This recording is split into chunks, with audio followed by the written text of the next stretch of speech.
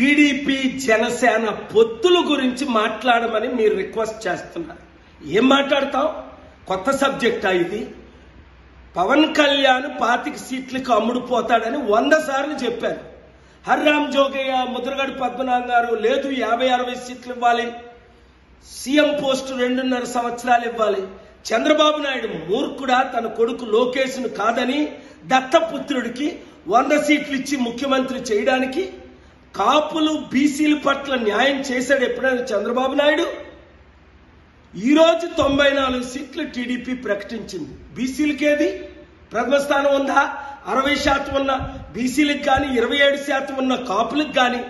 అందుకే చిత్తశుద్ధి ఉన్న కాపులారా మనం 27% ఉన్నాం, బీసీలారా మనం 55% ఉన్నాం, బడుగు బలహీన వర్గాలారా మనం 90% ఉన్నాం. మోదీ తొత్తైన పవన్ కళ్యాణ్తో ఉంటారా, చంద్రబాబు నాయుడుతో ఉంటారా? తేల్చుకోండి. లేదా ప్రపంచాన్ని అభివృద్ధి చేసి శాసించి దేవుడు పంపగా వచ్చిన ప్రజాశాంతి పార్టీతో ఉంటారా? నన్ను విశాఖపట్నం ఎంపీగా గెలిపించండి. ఆంధ్రప్రదేశ్లో 175 ఎమ్మెల్యే సీట్లు, 25 ఎంపీ సీట్లు పోటీ చేయడానికి ఇంకా అప్లికేషన్స్ తీసుకుంటున్నాం. 7569441275.